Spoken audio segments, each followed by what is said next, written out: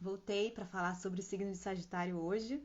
É um dia muito legal porque a minha irmã é sagitariana, meu avô foi sagitariano, tenho várias pessoas de Sagitário na minha vida e esse vídeo vai para vocês. Sei que ainda não estamos em Sagitário, estamos com o Sol em Escorpião e que Sagitário, o Sol em Sagitário entra mais ou menos dia 22 de novembro e sai dia 21 de dezembro. Então, aqui vai essa leitura para vocês e para todos os que gostam de ler sobre os signos, né? Lembrando que vale para qualquer signo essa leitura, não só para o Sagitário, mas eu faço em homenagem a Sagitário.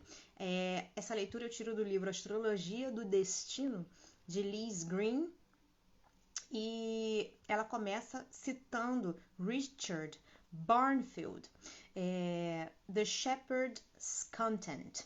E aí ela fala assim: nada mais certo que as incertezas. O destino está cheio de novidades. Só é constante a inconstância. E ela continua com o seguinte texto: antes de explorarmos a figura do centauro que representa a constelação de Sagitário, precisamos considerar Júpiter, regente planetário do signo, cujo nome só um instante, cujo nome surge. Peraí. Cujo nome grego é Zeus, né? Já o encontramos várias vezes, principalmente com relação ao signo de Áries. Mas Zeus tem uma história de vida, notavelmente bem documentada e, como Afrodite, é um dos mais vitais e vibrantes dos deuses. Alguns aspectos de Júpiter já ficaram evidentes no divertido relato de Robert Graves na história da criação do mundo. O principal deles é a natureza competitiva, conquistadora, bombástica dessa divindade ultramasculina. Embora essas qualidades sejam tradicionalmente associadas a Áries, eu as tenho visto com frequência não menor em Sagitário, que não é tipo bonachão e pacato como aparece na tradição astrológica popular. Zeus, embora criado por Reia e exercendo poder por consentimento dela, está determinado a apagar todos os traços de sua dependência do feminino. Entretanto, seu intento nunca é realmente conseguido, pois seu casamento com Hera, a rainha dos deuses, prende-o mais uma vez a seu lado feminino. Mas seu fracasso não se deve à falta de tentativas. As histórias de Zeus e suas concubinas e seu turbulento casamento com sua mãe noiva, revelam personalidade altamente individualista desse poderoso Deus, que não é tão macho quanto parece. Zeus não chegou ao poder simplesmente por meio de sua vitória sobre os titãs. Vitória devida, com efeito, a mãe Gaia, ou Reia, e alguns de seus filhos. Seu domínio baseou-se muito mais em casamento e alianças com as filhas e netas de Gaia. Zeus é o pai dos deuses e dos homens. Já vimos que seu nome, Digeus, significa a luz do céu, de modo que ele é o daimon da iluminação e do esclarecimento. Quando surge o conto do vitorioso rei dos deuses derrubando o governo dos titãs terrenos e estabelecendo o seu domínio celestial, reflete o surgimento na consciência coletiva de um princípio espiritual maior que Moira. Portanto, é oportuno que Sagitário siga Escorpião, porque Zeus personifica o que pertence ao espírito eterno e não à carne mortal.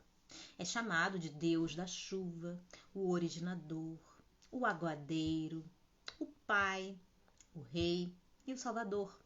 Oferece a luz do espírito, ao contrário da vida condenada e predestinada do corpo, presa nas garras viciosas da necessidade.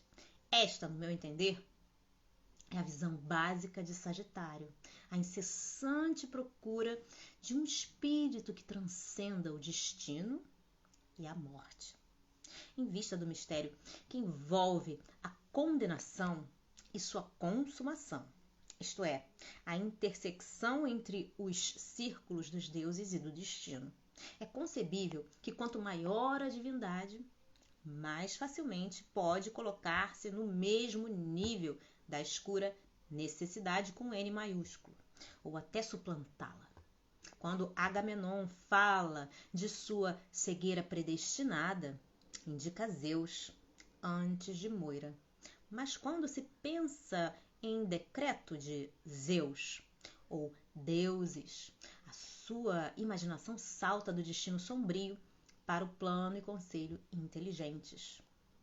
Assim como Sagitário surge das emanações do destino sombrio e do choque com o inferno personificado por Escorpião, também Zeus surge do domínio da mãe quitônica e assume a regência sobre os deuses e os homens.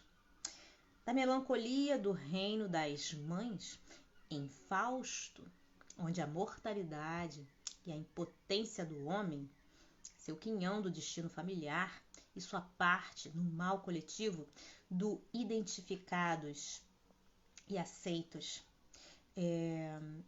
surge a brilhante aspiração que forma o cerne de todos os rituais religiosos.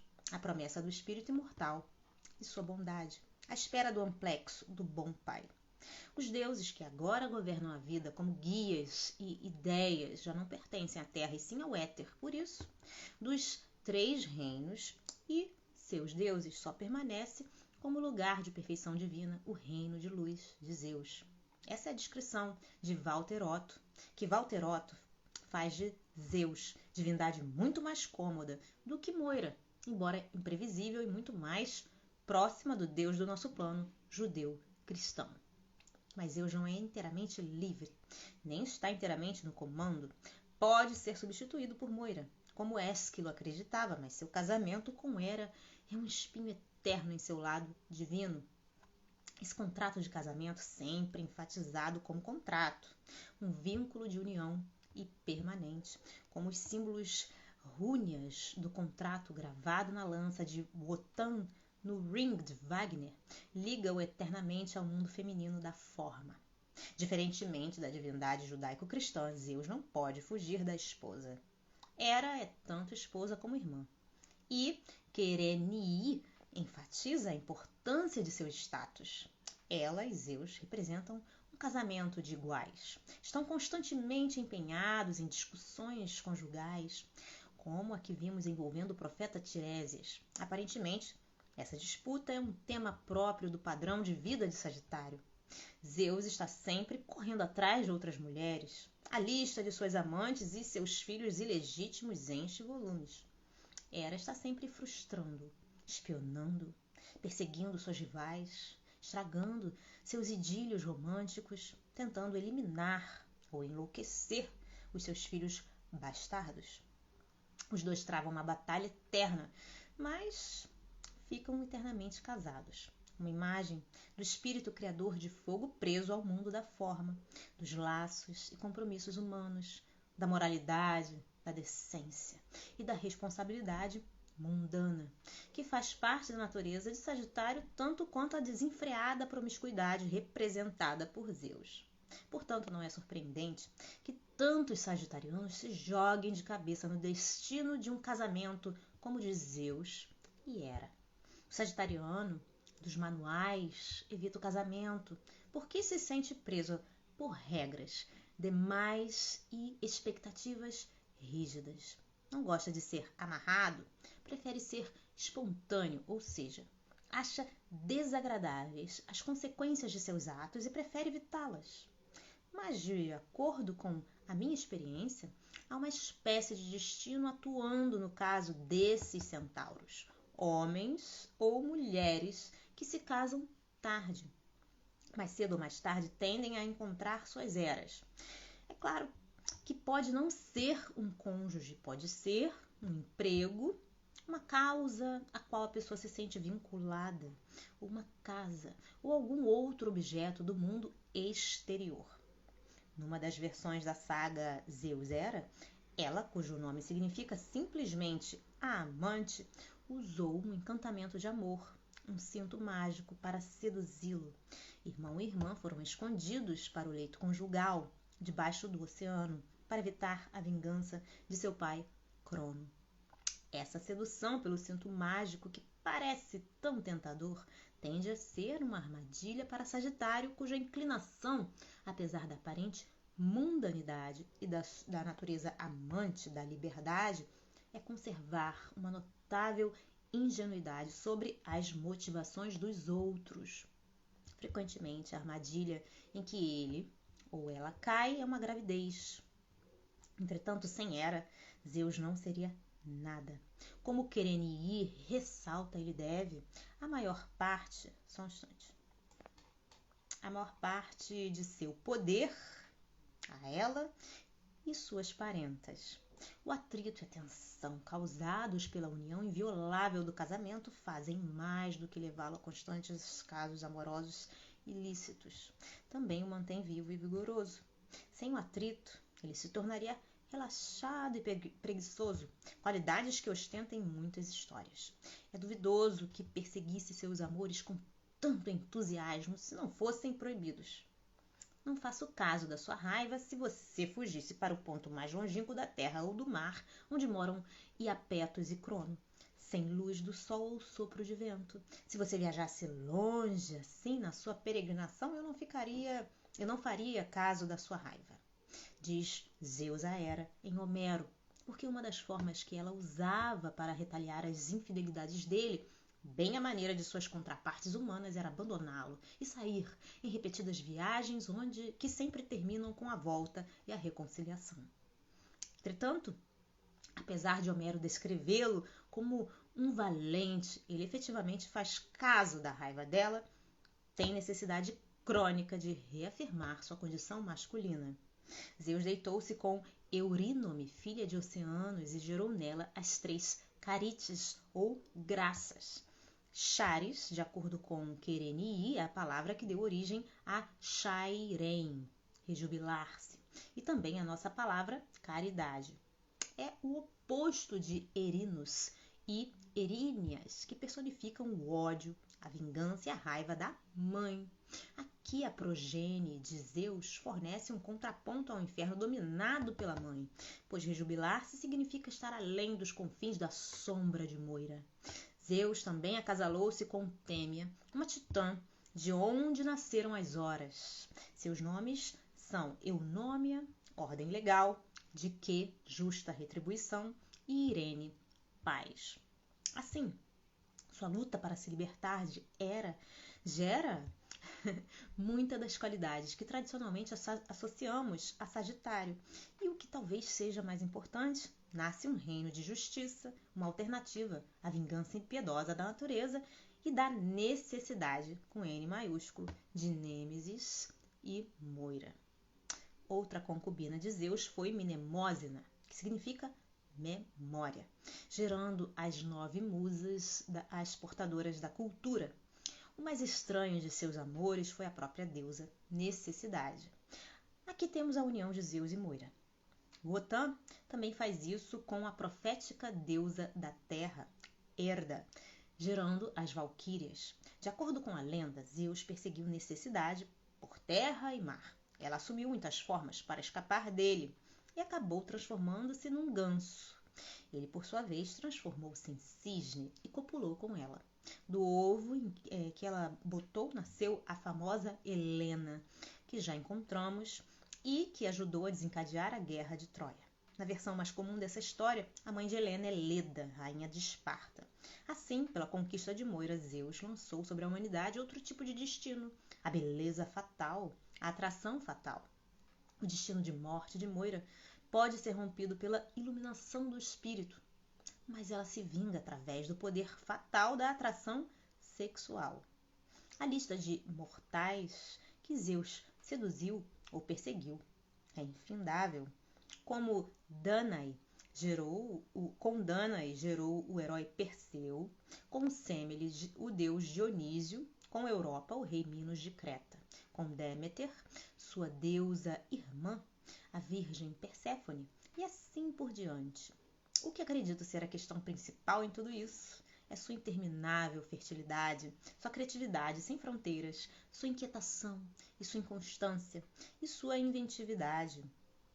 Só um instantinho, vou passar aqui a página. Sua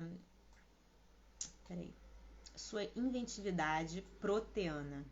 Essas são suas características, mas era o seu destino. Podemos agora passar para a curiosa figura de Queiron ou Quiron, o centauro, cuja imagem forma a constelação de Sagitário. Existem duas histórias sobre sua origem. Numa delas, Ixion, o mortal, contemplou a deusa Hera e cobiçou-a. Como esposa submissa, e também porque queria provocar ciúmes no marido, ela contou o fato a Zeus, que, para descobrir a verdade, esculpiu a imagem de sua esposa numa nuvem, chamando-a Néfili. Ixion, iludido, abraçou a nuvem e gerou nela um filho meio homem, meio cavalo. Esse filho, algumas vezes chamado Quentauros, acasalou-se com as éguas do monte Pelion e gerou uma raça de centauros, os selvagens habitantes da floresta, com a parte inferior de cavalo e a parte superior de homem. Quiron era um deles. Às vezes ele é representado como a criança cavalo. A segunda história do nascimento do centauro faz dele o filho de Crono Saturno e, portanto, meio-irmão de Zeus. Crono, certa vez, deitou-se com Fibra, filha de Oceanos, e foi surpreendido no ato por sua esposa Reia. Imediatamente transformou-se num garanhão e saiu a galope, fazendo com que Filira gerasse um filho meio homem, meio cavalo, o centauro Quiron. Sentindo repugnância pelo monstro que devia amamentar, Filira rogou aos deuses que a libertassem e foi transformada numa tilha. Considerando qualquer uma das histórias, Quiron é um filho da terra por um mortal ou titã, e não um olímpico. Era conhecido como o mais sábio e mais justo dos centauros. Sua fama de curador, de erudito e de profeta espalhou-se por toda parte.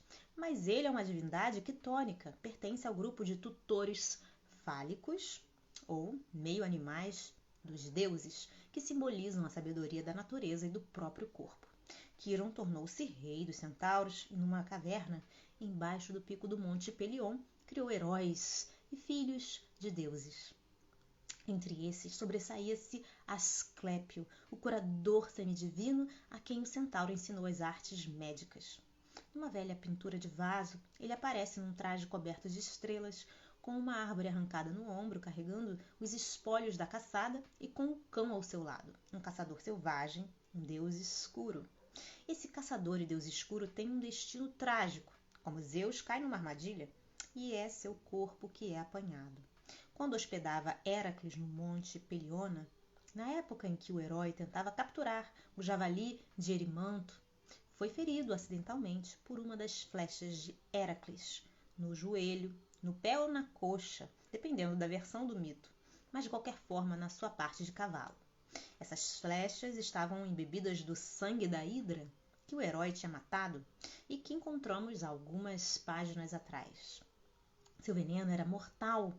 Angustiado pelo acidente, com seu velho amigo, Heracles arrancou a flecha e o próprio Quiron aplicou os medicamentos para tratar o ferimento. Mas de nada adiantaram e o centauro, uivando em agonia, recolheu-se à sua caverna. Não podia morrer, pois era imortal, mas não podia viver, porque não havia antídoto para o veneno da hidra e sua angústia não podia ser aliviada. Muito mais tarde, quando Prometeu roubou o fogo e foi punido por Zeus, e depois libertado por Heracles, Zeus exigiu um substituto para Prometeu, um imortal que fosse ao inferno e sofresse a morte em seu lugar. Esse imortal foi Quiron. E o inventor, só um instante, o inventor da arte da cura, assumiu a morte do benéfico titã Prometeu e levou o fogo ao homem. Essa é uma história triste com um fim ainda mais triste. Dificilmente a nobre e amável figura do sábio centauro merece um destino desses. Entretanto, a imagem do Quiron sofrendo por causa do ferimento incurável, de certa forma, harmoniza-se como sombra e luz com a imperial e insaciável figura de Zeus, rei dos deuses e dos homens. Talvez onde há muita luz precise haver escuridão. O ferimento fica na parte animal do centauro em sua perna, a parte que usamos para nos apoiar, ou assumir uma postura no mundo material. Quiron faz parte de uma longa lista de deuses aleijados, feridos no pé, ou em outras palavras, em seu relacionamento com a realidade física. Toda a sua sabedoria não pode ajudá-lo, porque o veneno da hidra é o veneno incurável do lado sombrio da vida.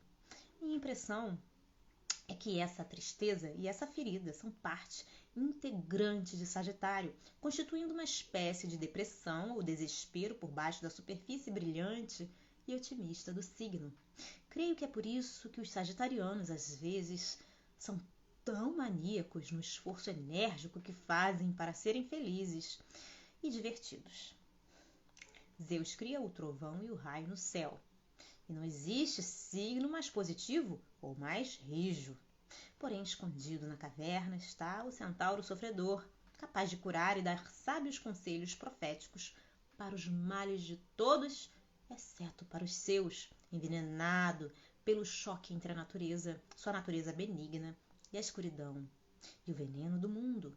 Talvez devido a essa ferida, e não a despeito dela, Sagitário seja capaz de oferecer esperança e otimismo a si mesmo e aos outros. Esse signo não se sente muito à vontade no corpo, nem se sente à vontade com as limitações e as exigências mundanas da vida. O caráter de Sagitário é realmente o de Zeus. Sua direção é para cima, seguindo o voo da flecha do arqueiro, e o senso de que a vida tem um significado e a bondade de espírito são os fatores que os outros mais facilmente percebem e apreciam. Mas às vezes existe fanatismo na entusiástica pregação do Evangelho de Sagitário, e fanatismo em geral está intimamente associado a profundas dúvidas internas. Tenho constatado que às vezes existe profunda amargura e mágoa rondando lá embaixo, que são, em certo sentido, incuráveis. Isto é, o fato psíquico é que gera grande parte da aspiração de Sagitário e proporciona o ímpeto de seu voo para cima. São incuráveis porque o homem não pode ser um deus. Assim, não se pode dizer que essa depressão ou ferida sejam más, porque são, de muitas formas, o aspecto mais criativo do signo. Dito de outra forma, é o sofrimento do animal no homem que não pode voar tão alto, que é mudo e que está preso às leis da natureza. Essa é a parte que ficou da batalha de Escorpião, o veneno que permaneceu. Se Sagitário aguentar encarar essa ferida, ela o fortalecerá incomensuravelmente, porque, não visando tão alto, poderá usar seus dons para produzir de forma mais prática e significativa. O auto-sacrifício de Quiron também é importante, pois ele oferece sua vida em favor de Prometeu e toma seu lugar no inferno, com o consentimento de Zeus. Seus dons da magia da terra ficam assim perdidos para os homens, mas o dom do fogo dado por Prometeu torna-se aceitável e deixa de ser um pecado. Não estou certa sobre o possível significado disso, mas me sugere o tema de um sacrifício da intuição mágica e da sorte que acompanham o Sagitário tão frequentemente na primeira parte da vida e que precisam dar lugar a uma adaptação mais consciente ao mundo. Só um instantinho. Zeus é o daimon que preside Sagitário, mas o mito de Quiron pende no fundo, constituindo o inferno sombrio do signo. Uma vez conheci um sagitariano que me disse que tinha um ferimento real. Tinha sofrido um acidente logo depois do casamento, com 20 e poucos anos, quando caiu num lance de escadas. Entrou uma lasca na sua coxa e a ferida nunca cicatrizou. Apesar dos melhores cuidados médicos e de séries de vários antibióticos, a infecção continuou com uma leve supuração, provocando uma dor razoável. A presença constante de um problema físico, mesmo não sendo grave a ponto de prejudicar sua vida pessoal ou profissional, foi suficiente para acalmá-lo e torná-lo mais pensativo, pois um problema desses no corpo dá uma sensação estranha e autônoma, como se viesse de algum outro lugar e tivesse uma mente própria. Aconteceu de ele me ouvir falar sobre o mito de Quiron num seminário, achando perturbador e espantoso que sua vida se encaixasse tão exatamente no mito. Também achei o fato perturbador, mas não espantoso, porque já vi outras encenações literárias de mitos. É sempre um pouco assustador quando o mundo das imagens arquetípicas se encaixa de forma tão evidente. Em geral, somos mais velados na maneira de exteriorizar os contos antigos. É preciso perguntar qual pode ser o significado de uma coisa dessas. Talvez para esse homem, só algo tangível e incômodo como uma doença física tivesse o poder de dirigir para dentro seu espírito, em geral expansivo e inquieto, no sentido de examinar questões sérias como a razão de sua vida ou o significado mais profundo de seu casamento, o que coincidiu com o ferimento. Mas é exatamente para aí que leva o ferimento de Quiron. Como tudo mais no mito pode ser entendido ideologicamente, a ferida aponta para cima, para Zeus e para a vida eterna do espírito. E também aponta para baixo, para a vida igualmente divina do corpo, a quem cabe aguentar uma alma tão fogosa e, consequentemente, sofre. Como o magnum miraculum do corpus hermeticum, Sagitário é uma criatura merecedora de dignidade e de honra, em parte daimon, em parte Deus, em parte animal, e em parte imortal, que volta os olhos para sua metade imortal e depois precisa pagar o preço devido, cuidar do corpo sofredor que ignorou por tanto tempo. Bom, gente, ficamos por aqui. Deus abençoe vocês. Feliz aniversário para todos os sagitarianos que está por vir, né? O dia deles. Um beijo grande. Até a próxima. Tchau, tchau.